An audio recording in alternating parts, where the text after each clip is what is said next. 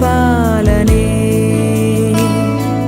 தேவாதி தேவன் மனுவேலனே, தாவீதின் குலராஜனே, தூதர்கள் போற்றும் மெய்தேவனே, திரியேக பரிபாலனே. பாரினில் வந்த பரமனே, உம்மை பாடியே போற்றிடுவோம். பாரினில் வந்த பரமனே, உம்மை பாடியே போற்றிடுவோம்.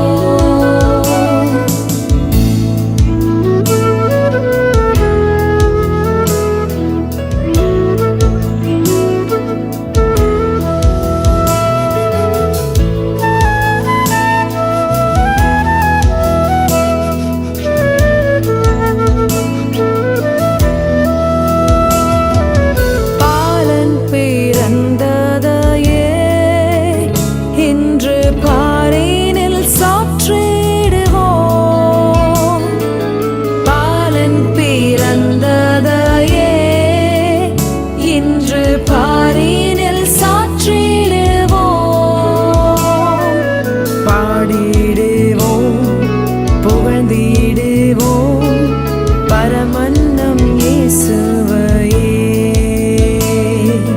பாடிடுவோம், புகழ்ந்திடுவோம். பரமன்னம் இயேசுவையே. தேவாதி தேவன் மனுவேலனே, தாவீதின் குலராஜனே, தூதர்கள் போற்றும் மெய்தேவனே, திரியேக பரிபாலனே.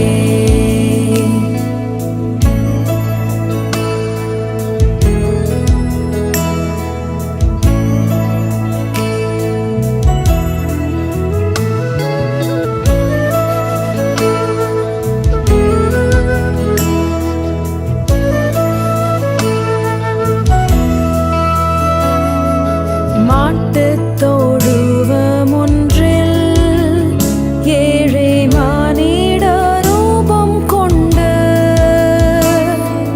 மாட்டுத் தொழுவம் ஒன்றில் ஏழை மானிட ரூபம் கொண்டு, மேன்மையை வெறுத்து தாழ்மையை தரித்து மாச்சோதியாய் பிறந்தார்.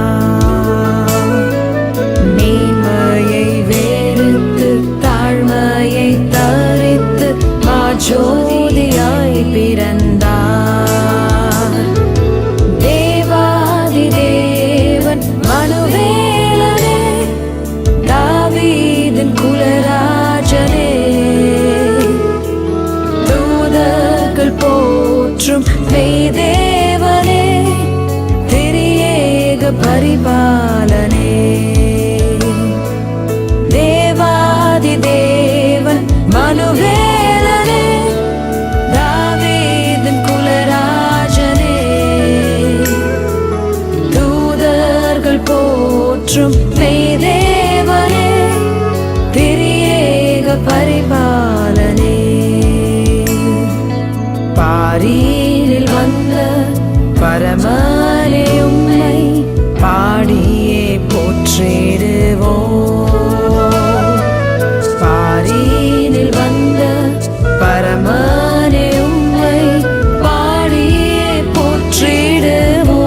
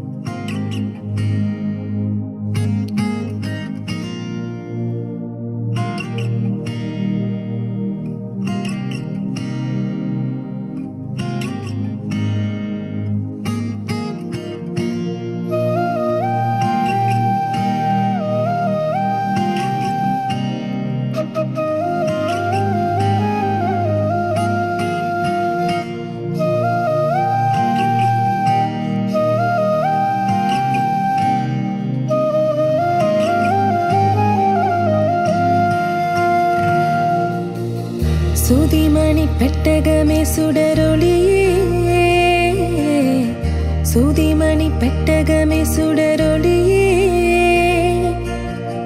யூதருக்கு ஆதிமகனாய் பிறந்த அருந்தவமே, யூதருக்கு ஆதிமகனாய் பிறந்த அருந்தவமே. தாலேலூ தாலேலூ தல்ல தாலே தாலே தாலே தாலேலூ தாலேலூ தாலேலூ தல்ல தாலே தாலே தாலே தாலேலூ.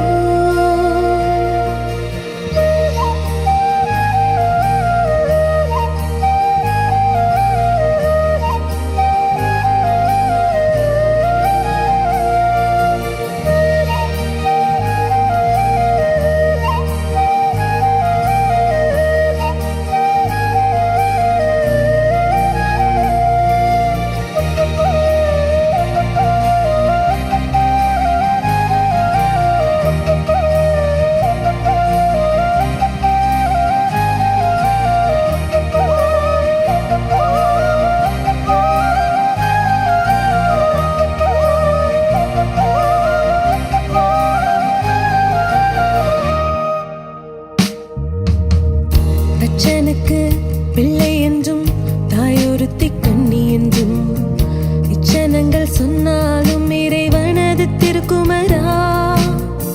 தச்சனுக்கு பிள்ளை என்றும் தாயொருத்தி கண்ணி என்றும் இச்சனங்கள் சொன்னாலும் இறைவனது திருக்குமரா.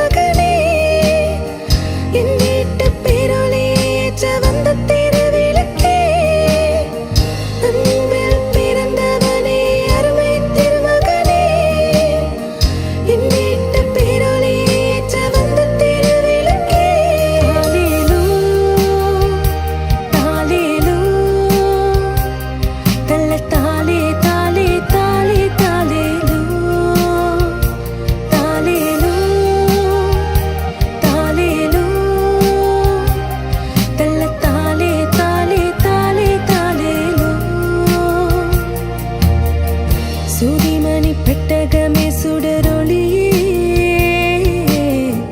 சூதிமணி பெட்டகமே சுடரொளியே, யூதருக்கு ஆதிமகனாய் பிறந்த அருந்தவமே, யூதருக்கு ஆதிமகனாய் பிறந்த அருந்தவமே. தாலேலூ தாலேலூ தல்ல தாலே தாலே தாலே தாலேலூ தாலேலூ தாலேலூ தல்ல தாலே தாலே தாலே தாலேலூ.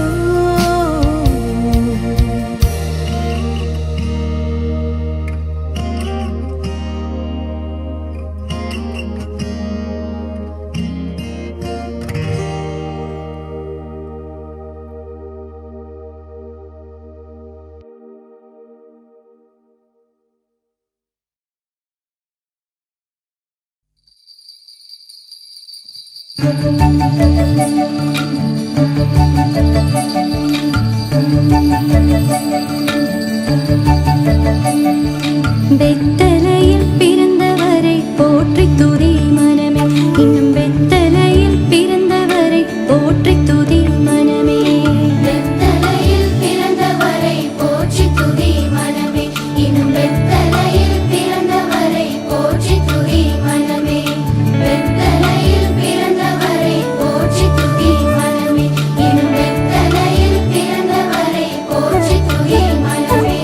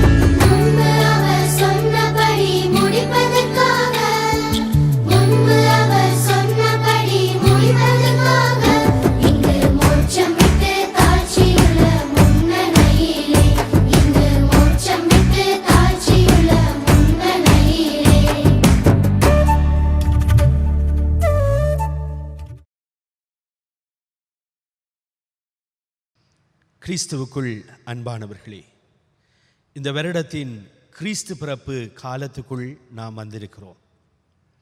நாம் வாழுகின்ற இந்த நாட்கள் பலவிதமான சவால்களை நமக்கு முன்வைக்கின்றது. நம்முடைய இயல்பு வாழ்க்கையில் பல கட்டுப்பாடுகளை நமக்கு முன்னே வைத்திருக்கின்றது. இந்த கட்டுப்பாடுகளுக்குள் வழமை போல் இந்த கிறிஸ்து பிறப்பினை நாம் கொண்டாட முடியாதபடிக்கு நிர்பந்திக்கப்படுகின்ற ஒரு சூழ்நிலை. கொள்ளுப்பட்டி மெதரிசு திருச்சபை சமூகத்தோடு ஒன்றிணைந்து மருதானை மெதரிசு திருச்சபை இணைந்து வழங்குகின்ற இன்னிசை பாடல் ஆராதனைக்கு உங்கள் அனைவரையும் அன்போடு வாழ்த்தி வரவேற்கின்றேன். வெளியொலி ஊடாக நாங்கள் வழங்குகின்ற இந்த இன்னிசை பாடல் ஆராதனை கிறிஸ்து பிறப்பு கொண்டு வருகின்ற நற்செய்தியின் விழுமியங்களான மகிழ்ச்சி, சமாதானத்தை உங்கள் அனைவர் உள்ளத்திலும் நிறைவாய் தந்தருள்வதாக. தலைகளை தாழ்த்தி நாம் செபிப்போமாக. வாழ்வழிக்க மீட்பராய் மனவுருவேற்ற அன்பின் இறைவா, நாங்கள் வாழுகின்ற இந்த நாட்கள் பலவிதமான சவால்களை, கட்டுப்பாடுகளை எங்களுக்கு விதித்திருக்கின்ற இந்த நாட்களிலே எங்களுடைய சிந்தனைகள் பலவிதமான துன்பியல் அனுபவங்களுக்கூடாய் கடந்து செல்லுகின்ற இந்த நாட்களில் உம்முடைய நற்செய்தி கொண்டு வருகின்ற மகிழ்ச்சிக்காய், சமாதானத்துக்காய் நாம் காத்திருக்கிறோம். இன்றைய நாளிலும் இந்த இன்னிசை பாடல் ஆராதனையை உம்முடைய அன்பின் கரத்திலே ஒப்புக் கொடுக்கிறோம். நாங்கள் பாடப்போகின்ற பாடல்கள், வாசிக்க இருக்கிற திருமறை பகுதிகள், தியானிக்க இருக்கிற உம்முடைய வார்த்தைகள் வழியாய் உம்முடைய மீட்பின் நற்செய்தியை எங்களுக்கு உரிமையாக்கி கொள்ளவும், அது தருகின்ற அழைப்பை மற்றவர்களோடு பகிர்ந்து கொள்ளவும் இந்த நேரத்தை நீர் ஆசீர்வாதமாக்கி தாரும். உம்முடைய அன்பின் கரத்திலே எங்கள் ஒவ்வொருவரையும் தாழ்த்தி ஒப்புக் கொடுக்கிறோம். ஆண்டவர் இயேசுவின் நாமத்தில் செபிக்கிறோம் எங்கள் ஜீவனுள்ள நல்ல பிதாவே, ஆமேன்.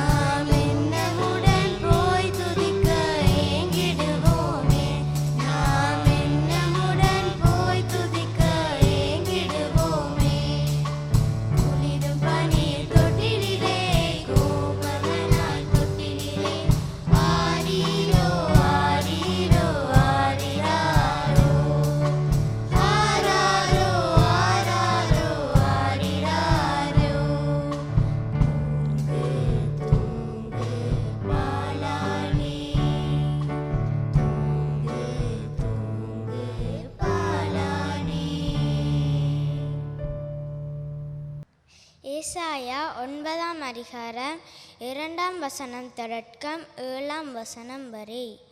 ஏசாயா 9ஆம் அதிகாரம் 2ஆம் வசனம் தொடக்கம் 7ஆம் வசனம் வரை. இருளில் நடக்கிற ஜனங்கள் பெரிய வெளிச்சத்தை கண்டார்கள். மரண இருளின் தேசத்தில் குடியிருக்கிறவர்களின் மேல் வெளிச்சம் பிரகாசித்தது.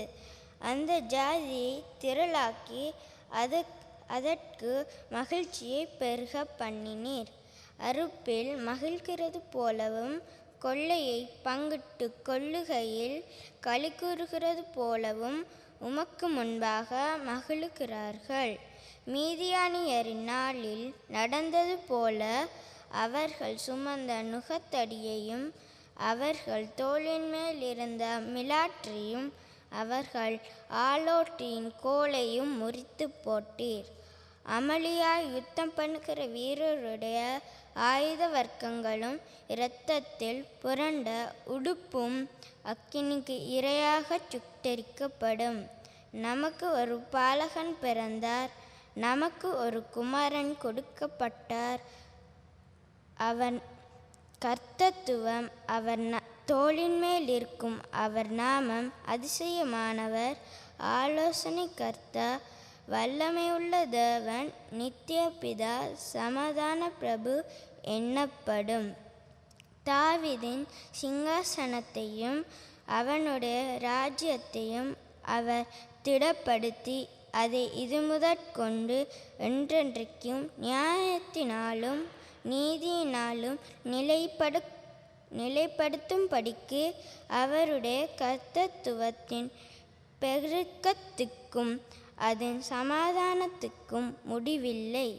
சேனைகளின் கர்த்தருடைய வைராக்கியம் இதை செய்யும் என்பதே. ஆமேன்.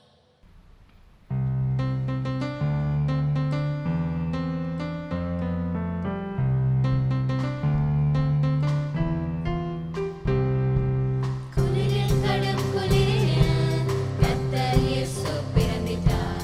வானசேனை வாழ்த்திட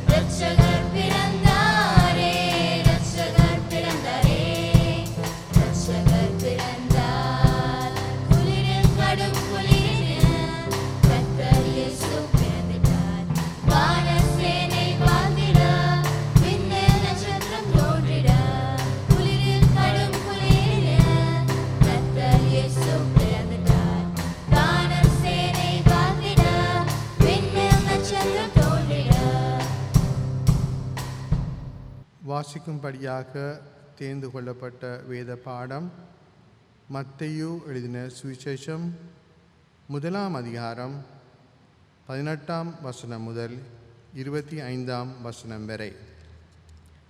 இயேசு கிறிஸ்துவினுடைய ஜனனத்தின் விவரமாவது, அவருடைய தாயாகிய மரியாள் யோசேப்புக்கு நியமிக்கப்பட்டிருக்கையில் அவர்கள் கூடிவரும் முன்னே அவள் பரிசுத்த ஆவியினாலே கர்ப்பவதியானாள் என்று காணப்பட்டது. அவள் புருஷனாகிய யோசேப்பு நீதிமானாயிருந்து அவளை அவமானப்படுத்த மனதில்லாமல் இரகசியமாய் அவளை தள்ளிவிட யோசனையாயிருந்தான்.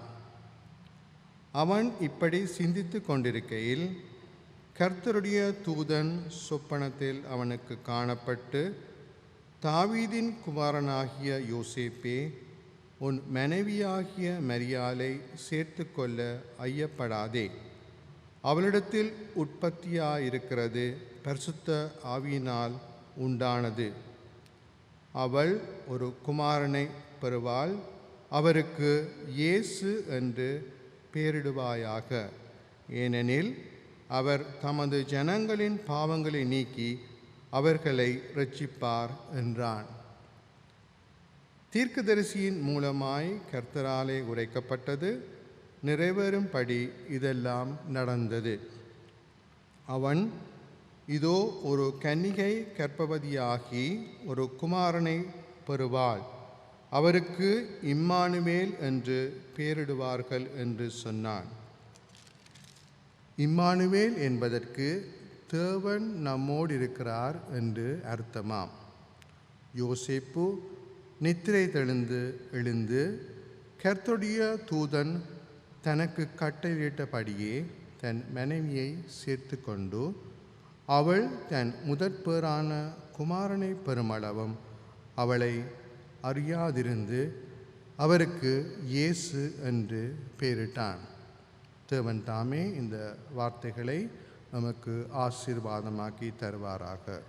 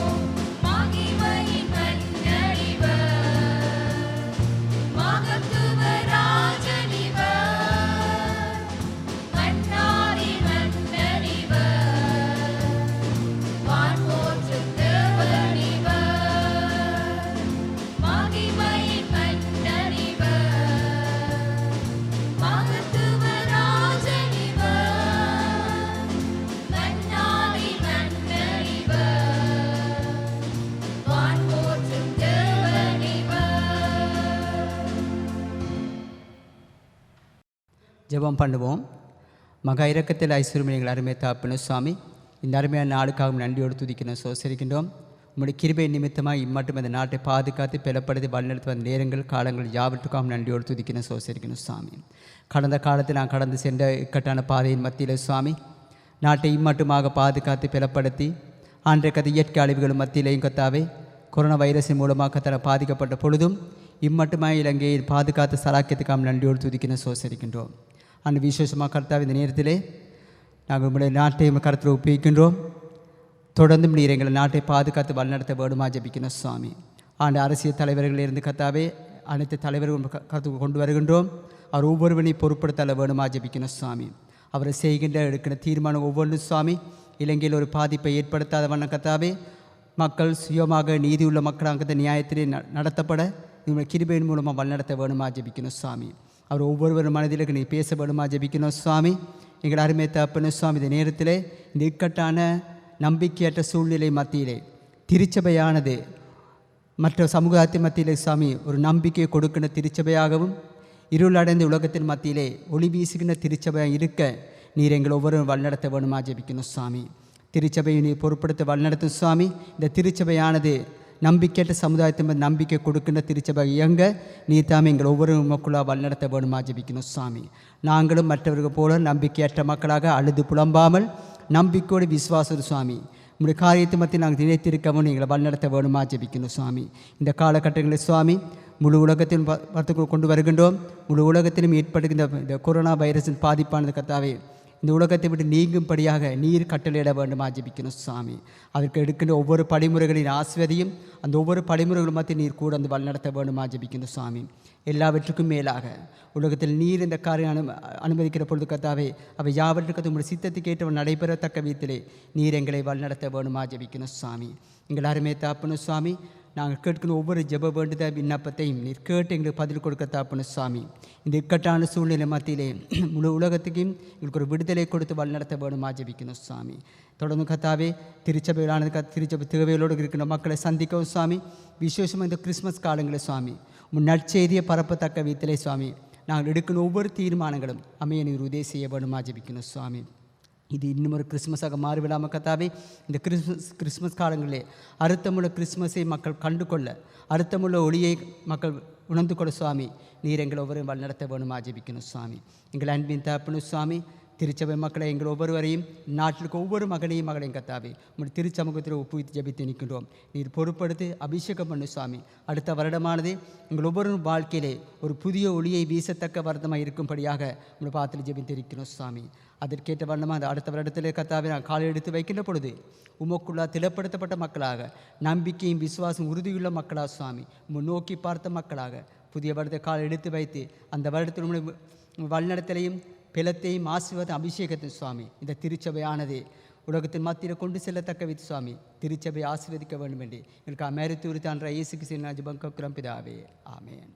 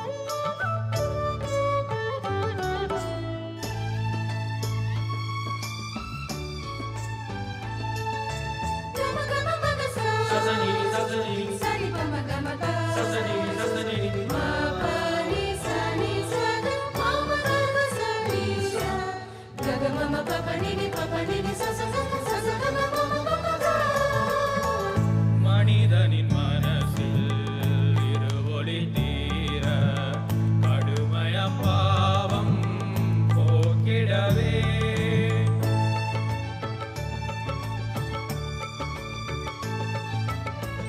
மனிதனின் மனசில் இருளொளி தீர கடுமைய பாவம் போக்கிடவே மனிதனின் ரூபம் எடுத்த நல்நாதர் லோகத்தில் ஜனித்த சமயமிதம்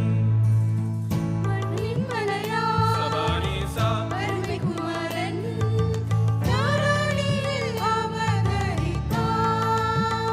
சபானிசா சபானிசா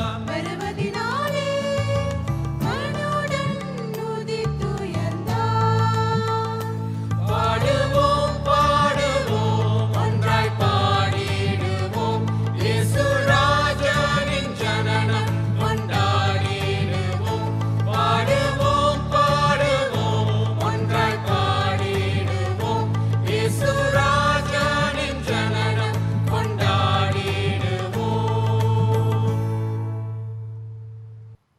வாசிக்க தெரிந்து கொள்ளப்பட்ட வேத பகுதி லூக்கா எழுதின சுவிசேஷம் 2ஆம் அதிகாரம் 4ஆம் வசனம் தொடக்கம் 16ஆம் வசனம் வரை. அப்பொழுது யோசேப்பும் தான் தாவீதின் வம்சத்தானும் குடும்பத்தானுமாய் இருந்தபடியினாலே தனக்கு மனைவியாக நியமிக்கப்பட்டு கர்ப்பவதியான மரியாளுடனே குடிமதிப்பு எழுதப்படும்படி கலிலேயா நாட்டிலுள்ள நாசரேத் ஊரிலிருந்து யூதேயா நாட்டிலுள்ள பெத்லகேம் என்னும் தாவீது ஊருக்கு போனான். அவ்விடத்திலே அவர்கள் இருக்கையில் அவளுக்கு பிரசவ காலம் நேரிட்டது.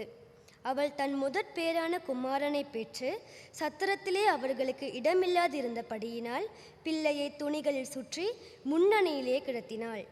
அப்பொழுது அந்த நாட்டிலே மேய்ப்பர்கள் வயல்வெளியில் தங்கி ராத்திரியிலேயே தங்கள் மந்தையை காத்து கொண்டிருந்தார்கள்.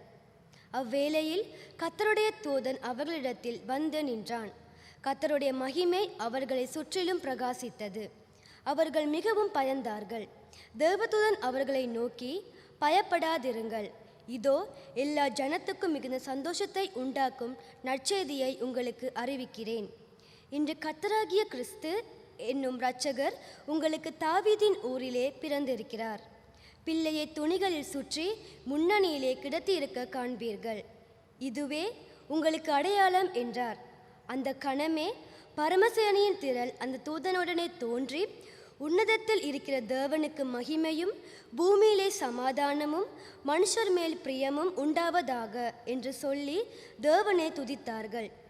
தேவதூதர்கள் அவர்களை விட்டு பரலோகத்துக்கு போன பின்பு மேய்ப்பர்கள் ஒருவரை ஒருவர் நோக்கி, பெத்லகேம் ஊருக்கு போய் நடந்ததாக கர்த்தரால் நமக்கு அறிவிக்கப்பட்ட இந்த காரியத்தை பார்ப்போம் வாருங்கள் என்று சொல்லி தீவிரமாய் வந்து மரியாளையும் யோசேப்பையும் முன்னணியிலே கிடத்தியிருக்கிற பிள்ளையையும் கண்டார்கள். ஆமேன்.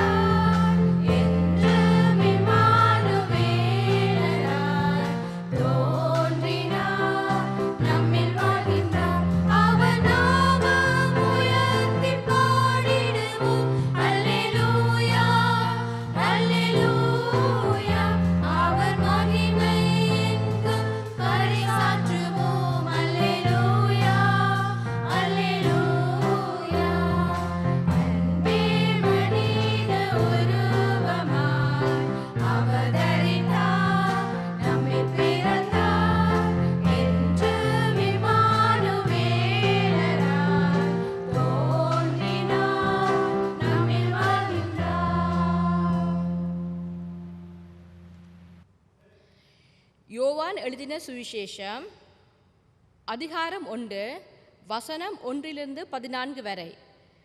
ஆதியிலே வார்த்தை இருந்தது, அந்த வார்த்தை தேவனிடத்திலிருந்தது, அந்த வார்த்தை தேவனாயிருந்தது.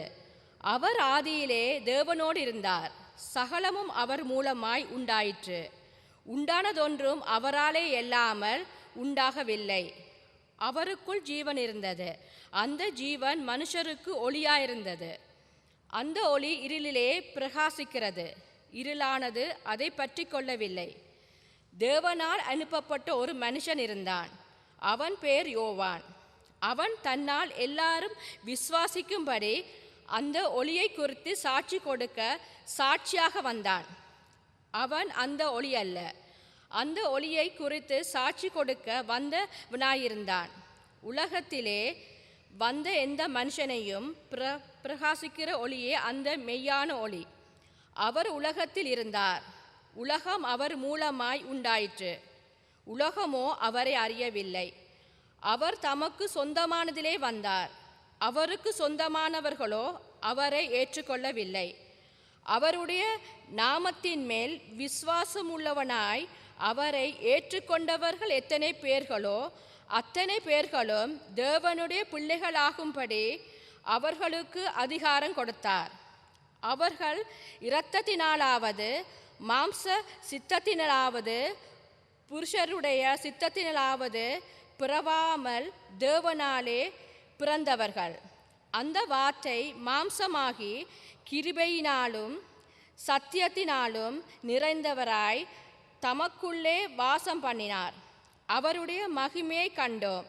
அது பிதாவுக்கு ஒரே பேரானவருடைய மகிமைக்கு ஏற்ற மகிமையாகவே இருந்தது. தலைகளை தாழ்த்தி நாம் செபிப்போமாக. என் கண்மேலையும் மீட்பெருமாகிய கர்த்தாவே, என் வாயின் வார்த்தைகளும் எங்கள் அனைவருடைய இருதயத்தின் தியானமும் உம்முடைய சமூகத்திலே மகிழ்வை ஏற்படுத்துவதாக. ஆமேன். கிறிஸ்துவுக்குள் அன்பானவர்களே, ஒரு வழமைக்கு மாறான ஒரு புதிய இயல்பு நிலைக்குள்ளே நாம் ஒவ்வொருவரும் கடந்து போய் கொண்டிருக்கிறோம். 2020 ஆண்டு என்னுடைய வாழ்விலே பலவிதமான சவால்களை முன்வைத்திருக்கிறது. என்னுடைய நாளாந்த வாழ்க்கை முறையிலே பல திருப்பங்களை ஏற்படுத்தியிருக்கிறது. பலவிதமான புதிய அனுபவங்களை நமக்கு கற்றுக் கொடுத்திருக்கின்றது.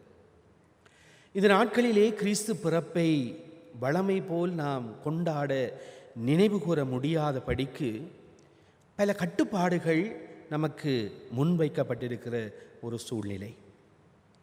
இவ்விதமான அனுபவங்களுக்கூடாய் கிறிஸ்து பிறப்பு நமக்கு கொண்டு வருகின்ற செய்தியை குறித்து சிந்திக்க இன்றைய நாளிலே நாம் ஒவ்வொருவரும் அழைக்கப்படுகின்றோம்.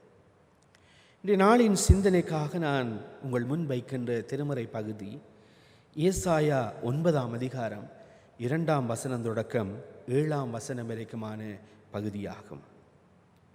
இந்த ஏசாயா இறைவாக்கினர் நம்முடைய ஆண்டவராகிய இயேசு கிறிஸ்துவினுடைய பிறப்பை முன்னிறுத்தி அவர் முன்னறிவிக்கின்ற பொழுது இஸ்ரவேல் மக்கள் வாழ்ந்த அவருடைய சூழ்நிலையை மையப்படுத்தியதாக அந்த இறைவாக்கினை முன்னிறுத்துகின்றதை நாம் காணுகின்றோம். 2வது வசனத்திலிருந்து 7வது வசனம் வரைக்குமான பகுதியானது இந்த இஸ்ரவேல் மக்கள் வாழுகின்ற அவருடைய வாழ்வியலின் நிலை, அனுபவங்களில் அவர்கள் அடைகின்ற நன்மை, அவர்கள் அடைகின்ற வாழ்வு என்ன என்கின்ற ஒரு நம்பிக்கையின் செய்தியாக ஏசாயா இறைவாக்கினர் இந்த இறைவாக்குரையை முன்வைக்கின்றார். இந்த திருமறை பகுதியை நாங்கள் 3 விதமான கண்ணோட்டத்திலே 3 பகுதிகளாக சிந்திக்கலாம் என்று நான் விரும்புகின்றேன். முதலாவது, கிறிஸ்து பிறப்பிற்கு ஒரு நோக்கம் ஒன்று இருந்தது என்பதை ஏசாயா இங்கே வலியுறுத்துகின்றார். 2வது வசனத்திலே அங்கே சொல்லுகின்ற பொழுது, காரிருளில் நடந்து வந்த மக்கள் பேரொளியை கண்டார்கள். சாவின் நிழல் சூழ்ந்துள்ள நாட்டில் குடியிருப்போர் மேல் சுடரொளி உதித்துள்ளது என்று இயேசுவினுடைய பிறப்பின் நோக்கம் என்ன என்பதை தெளிவாக அங்கே சொல்லுகின்றதை நாம் பார்க்கிறோம். இஸ்ரவேல் மக்களுடைய வாழ்வியல் அனுபவமானது ஒரு இருள் சூழ்ந்த ஒரு வாழ்வியல் அனுபவமாக அவர்களுக்கு இருக்கிறது. இவ்விதமான இருள் சூழ்ந்த ஒரு சூழ்நிலைக்கூடாய் இஸ்ரவேல் மக்கள் கடந்து போகிற பொழுது ஒரு பேரொளி உங்களுக்கு முன்னாலே வருகிறது. உங்களை சூழ்ந்திருக்கின்ற அந்த இருளை அது முற்றாய் நீக்கிவிடுகிறது என்கின்ற ஒரு நம்பிக்கையை ஏசாயா இறைவாக்கினர் முன்வைக்கின்றார். அது மாத்திரமல்ல, சாவின் நிழல் சூழ்ந்துள்ள நாட்டிலே குடியிருப்பவர்களின் மேல் சுடரொளி உதித்துள்ளது என்று சொல்லுகின்றார். சாவின் அச்சத்திலே வாழ்ந்து கொண்டிருந்த மக்கள், அந்த நிழலாய் அந்த சாவின் அச்சமானது இந்த மக்களை துரத்தி கொண்டிருக்கின்ற இந்த சூழ்நிலையிலே ஒரு சுடரொளி ஒன்று அந்த நிழலை இல்லாமல் செய்கிறது என்பதை அங்கே ஏசாயா சுட்டி காட்டுகின்றதை நாம் பார்க்கின்றோம். இன்று நாம் வாழுகின்ற இந்த சூழ்நிலையிலே கிறிஸ்து பிறப்பினுடைய நோக்கம் நம்முடைய நாளாந்த வாழ்வின் சூழ்நிலையோடு ஒத்துப்போகின்றதை நாம் பார்க்கிறோம்.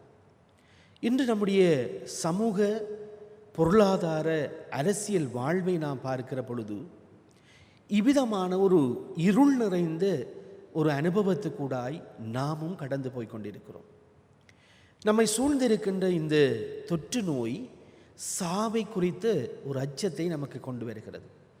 அது நிழலாய் நம் ஒவ்வொருவரையும் தொடர்ந்து கொண்டிருக்கிற ஒரு சூழ்நிலையை நாம் அனுபவித்து கொண்டிருக்கிறோம். இவ்விதமான இந்த சூழ்நிலையிலே ஆண்டவர் இயேசுவினுடைய பிறப்பு, அந்த விடுதலையின் செய்தி நமக்கு ஒரு நம்பிக்கையை தருகின்றது. கிறிஸ்து பிறப்பின் நோக்கம் என்ன என்பதை நமக்கு இன்னும் ஒரு முறை ஞாபகப்படுத்துகின்றது. நீங்கள் வாழுகின்ற இந்த சூழ்நிலையில் இருந்து உங்களுடைய வாழ்விலே ஒரு மாற்றம் ஒன்று நடக்கப் போகிறது. நீங்கள் வாழுகின்ற இந்த இருள் நிறைந்த சூழலில் இருந்து உங்களுக்கு ஒரு விடுதலை வரப்போகிறது. சாவு நிழலாய் உங்களை தொடர்ந்து கொண்டிருக்கிற இந்த அச்சம் நிறைந்த இந்த நாட்களில் இருந்து உங்களுக்கு ஒரு வாழ்வு கிடைக்கப் போகிறது. அது ஆண்டவரின் பிறப்பிலே வருகின்ற, ஆண்டவருடைய பிறப்பாய் வருகின்ற ஒளி அவற்றை நிறைவேற்றும் என்பதை இங்கே ஏசாயா முன்வைக்கின்றதை நாம் பார்க்கின்றோம். இரண்டாவதாக ஏசாயா தன்னுடைய இறைவாக்குரையிலே கிறிஸ்து இயேசுனுடைய பிறப்பு ஏற்படுத்துகின்ற தாக்கம் என்ன என்பதை குறித்து சொல்லுகின்றார்.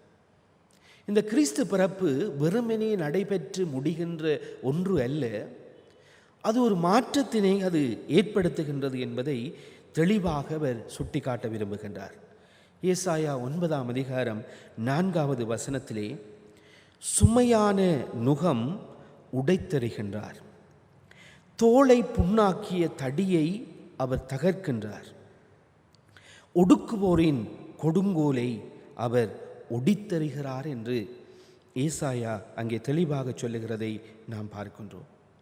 இன்று வாழுகின்ற சூழ்நிலையிலே சமூக பொருளாதார அரசியல் சூழ்நிலைகளுக்கூடாய் நாம் பலவிதமான அழுத்தங்களுக்கூடாய் நாம் வாழ்ந்து கொண்டிருக்கிறோம். இன்று சமூக வாழ்வை எடுத்து பார்க்கிற பொழுது அது ஒரு சுமையாய் இருக்கிறது. அது எங்களுடைய நாளாந்த வாழ்வின் இயல்பு நிலையிலே பலவிதமான தாக்கத்தை, மனவேதனையை, துன்பத்தை ஏற்படுத்துகின்ற ஒன்றாய் இருக்கிறது. இன்று வாழுகின்ற இந்த தொற்று நோயின் சூழ்நிலையிலே மக்களுடைய பொருளாதார வாழ்விலே ஒரு தாக்கம் ஏற்பட்டிருக்கிறது. நாளாந்தம் எதை உண்பது என்ற கேள்விகளோடு பலர் நம் மத்தியிலே வாழ்ந்து கொண்டிருக்கிறார்கள். பொருளாதார நிலையிலே ஒரு வீழ்ச்சியை அனுபவித்து கொண்டிருக்கிற ஒரு சூழ்நிலையிலே இருக்கிறோம். இந்த கிறிஸ்து பிறப்பின் பண்டிகையை நாம் எவ்வாறு நாங்கள் கொண்டாடுவோம்? எங்களுடைய பிள்ளைகளுக்கு எவ்விதமாய் இந்த பிறப்பின் மகிழ்ச்சியை நாங்கள் கொடுக்க முடியும் என்ற அங்கலாய்ப்போடு இன்றைக்கு மக்கள் வாழ்ந்து கொண்டிருக்கிற ஒரு சூழ்நிலையிலே நாம் இருக்கிறோம்.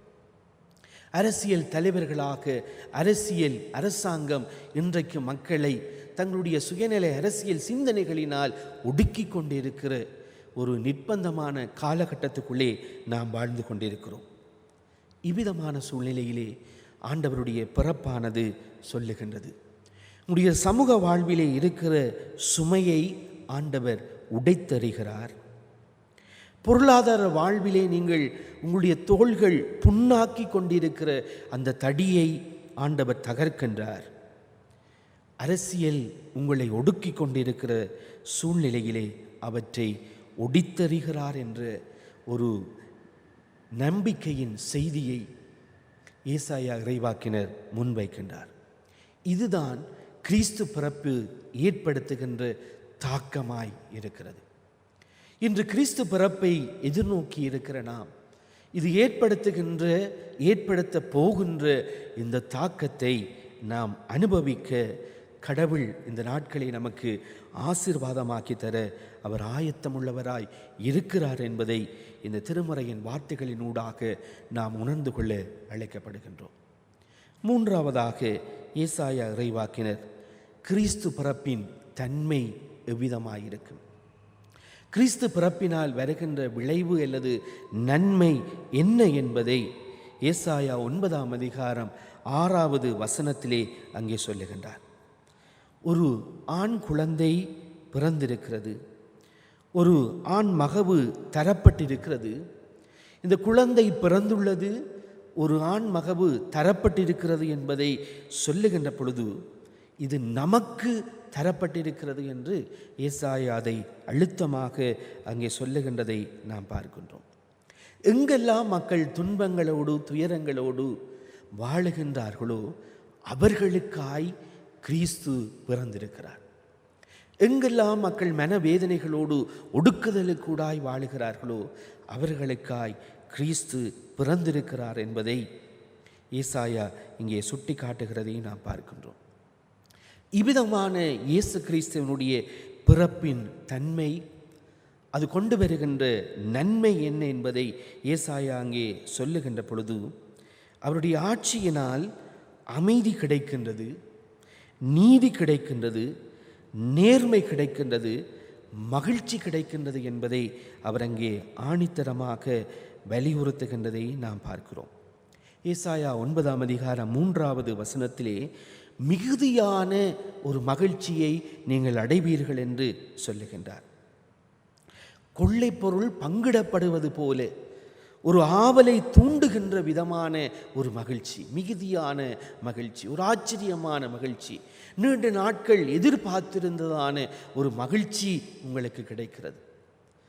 அவருடைய வருகையினால் நீதி நிலைநாட்டப்படுகின்றது, சமாதானம் கிடைக்கின்றது, ஒரு அமைதியை நீங்கள் பெற்றுக்கொள்ளுகிறீர்கள் என்று இந்த கிறிஸ்து பிறப்பின் தன்மைகளை குறித்து ஏசாயா அங்கே சொல்லுகின்றதை நாங்கள் பார்க்கின்றோம். இதுதான் கிறிஸ்துவனுடைய பிறப்பு நடந்த பொழுது கூட இடைகளுக்கு கொடுக்கப்படுகின்ற வானதூதர்களின் செய்தியிலே அங்கே சொல்லப்படுகின்றது. எல்லாருக்கும் மகிழ்ச்சியை தருகின்ற செய்தி, எல்லாருக்கும் சமாதானத்தை தருகின்ற செய்தியாக கிறிஸ்து இந்த உலகத்திலே பிறந்திருக்கிறார் என்று வானதூதர்கள் அங்கே சொல்லுகின்றார்கள். இன்று நாம் வாழுகின்ற இந்த சூழ்நிலையிலே சமாதானமற்றவர்களாக, அமைதியற்றவர்களாக, கவலைகளோடு நாம் வாழுகின்ற பொழுது கிறிஸ்துவினுடைய பிறப்பு நமக்கு மகிழ்ச்சியை தருகின்றது, அமைதியை தருகின்றது, சமாதானத்தினை இன்றைய நாளிலே நமக்கு முன்வைக்கின்றது. கிறிஸ்துவுக்குள் அன்பானவர்களே, இந்த நாட்கள் பல்வேறுபட்டதான சவால்களை நமக்கு முன்வைக்கின்ற பொழுது நாம் நம்முடைய இல்லங்களை விட்டு நகர முடியாதபடிக்கு நாம் வாழுகின்ற ஒரு நிர்பந்த சூழ்நிலைக்குள்ளே நாம் தள்ளப்பட்டிருக்கிற பொழுது கிறிஸ்து இயேசுவினுடைய வார்த்தைகள், கிறிஸ்துவினுடைய பிறப்பு நமக்கு ஒரு நம்பிக்கையை தருகின்றது. அவர் நம்முடைய வாழ்விலே ஒரு மாற்றத்தை தருகின்றார். அவர் நம்முடைய வாழ்விலே ஒரு நம்பிக்கையை தருகின்றார். எங்களை சூழ்ந்திருக்கின்ற இந்த இருள் சூழ்ந்த அனுபவத்திலிருந்து, சாவின் அச்சத்திலிருந்து நம்மை விடுதலையாக்கி நமக்கு வாழ்வை தருகின்றார். இன்று நம்மை நெருக்கி கொண்டிருக்கிற எல்லா விதமான கட்டுக்களில் இருந்து நமக்கு விடுதலையை தருகின்றார். நம்முடைய கவலைகளிலிருந்து நமக்கு மகிழ்ச்சியையும் அமைதியையும் சமாதானத்தினையும் தருகிறார் என்ற செய்தியை இன்றைய நாளிலே இந்த வார்த்தைகள் நமக்கு முன்வைக்கின்றது. இந்த வார்த்தைகளை தியானித்தவர்களாக, இந்த வார்த்தைகள் நமக்கு தருகின்ற இந்த செய்தியை இவ்விதமான சூழ்நிலைக்குள்ளே வாழ்ந்து கொண்டிருக்கிற மக்களுக்கு கொண்டு செல்லுகின்ற கிறிஸ்துவின் கருவிகளாய் நாம் செயற்பட, அவருடைய பிரதிநிதிகளாய் நாம் மாற இந்த கிறிஸ்து பிறப்பு நம் ஒவ்வொருவருக்கும் அழைப்பினை முன்வைக்கின்றது. கிறிஸ்துவின் பிரதிநிதிகளாக இந்த கிறிஸ்து பிறப்பின் விழுமியங்களை கொண்டு செல்வோம், பகிர்ந்து கொள்வோம். சந்தோஷத்தோடும் சமாதானத்தோடும் இந்த நாட்களை நாம் கடந்து செல்வோமாக. ஆண்டவர் தாமே அவருடைய கிருபை கூடாய் நம் ஒவ்வொருவரையும் வழி நடத்துவாராக. ஆமென்.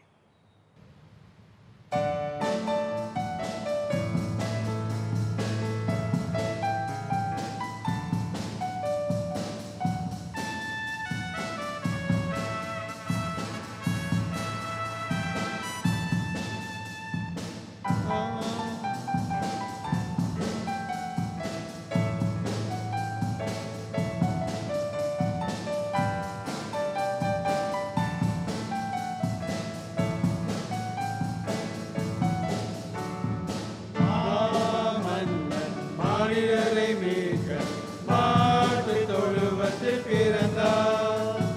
மாசற்ற மாணிக்க மகிமையை துறந்து மண்ணிலே பிறந்தார்.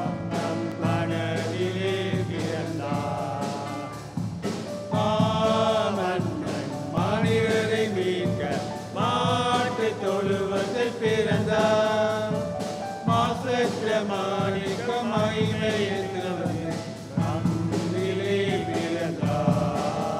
நம் மனதிலே பிறந்தார்.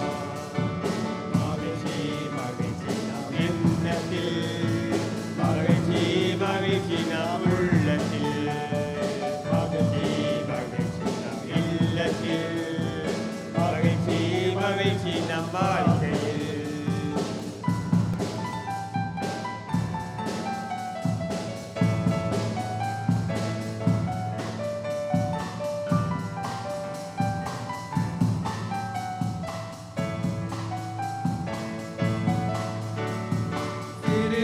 திருமையானவரே, எளிமையானவரே, தனிமையானவரே, கைவிடப்பட்டவரே, சிறுமையானவரே, எளிமையானவரே, தனிமையானவரே, கைவிடப்பட்டவரே, உங்கள் விடிவெள்ளியான இயேசு பெத்தேலகேமில் பிறந்திருக்கிறார்.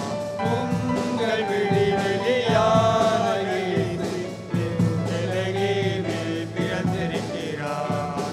மகிழ்ச்சி மகிழ்ச்சி விண்ணத்தில், மகிழ்ச்சி மகிழ்ச்சி நம் உள்ளத்தில், மகிழ்ச்சி மகிழ்ச்சி நம் இல்லத்தில், மகிழ்ச்சி மகிழ்ச்சி நம் வாழ்க்கையில். மாமன்னன் மனிதரை மீட்க மாட்டு தொழுவத்தில் பிறந்தார். மாசற்ற மாணிக்க மகிமையை துறந்து மண்ணிலே பிறந்தார். மண்ணிலே பிறந்தார்.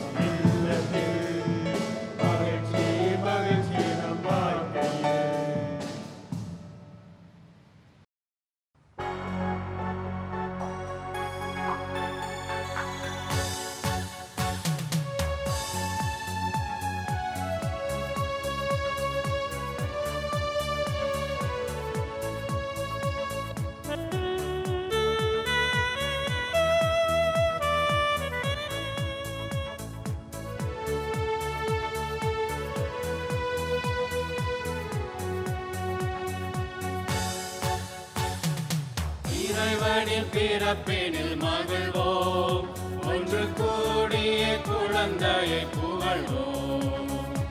அன்பு நீதி மண்ணில் மலர, அவர் கொணர்ந்த அமைதி இங்கு நிலவ.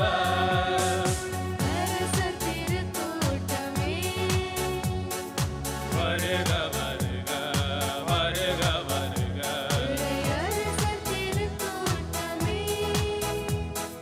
பெருக எழுக பெருக எழுக. இறைவனின் பிறப்பினில் மகிழ்வோம், ஒன்று கூடிய குழந்தையை புகழ்வோம். அன்பு நீதி மண்ணில் மலர, அவர் கொணர்ந்த அமைதி இங்கு நிலவ.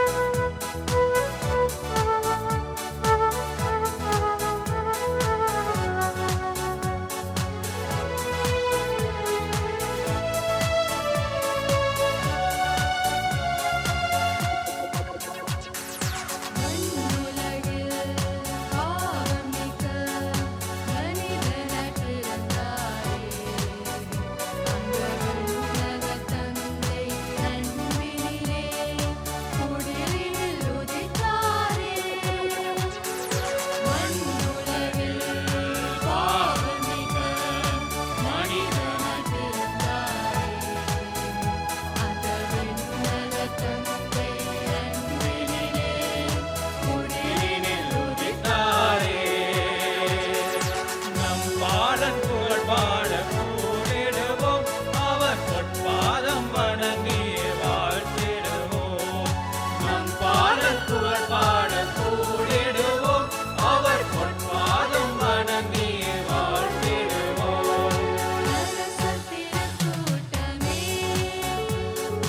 வருக வருக வருக வருக,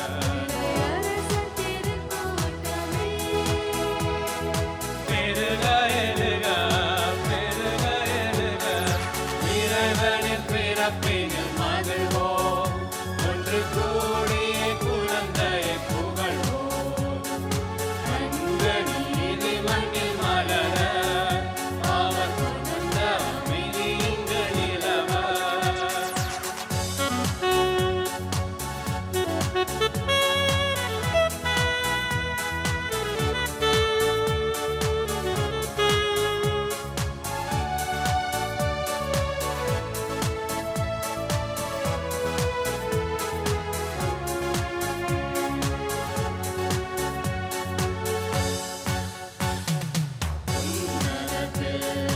இறைவனுக்கு மாட்சிமை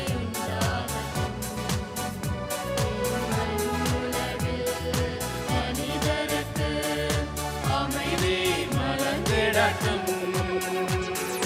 உன்னதத்தில் இறைவனுக்கு மாட்சிமை உண்டாகட்டும்.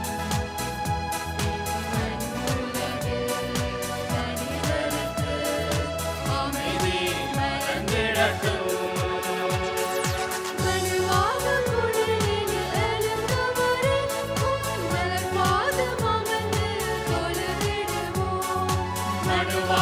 கொடினில் எழுந்தவரே, உம் மலர் பாதம் அமர்ந்து தொழுதிடுவோம். அரசர் திருக்கூட்டமே,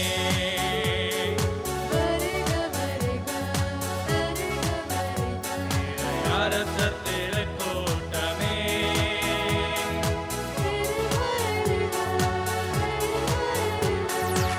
இறைவனின் பிறப்பினில் மகிழ்வோம், ஒன்று கூடிய குழந்தையை புகழ்வோம். அன்பு நீதி மண்ணில் மலர, அவர் கொணர்ந்த அமைதி இங்கு நிலவ.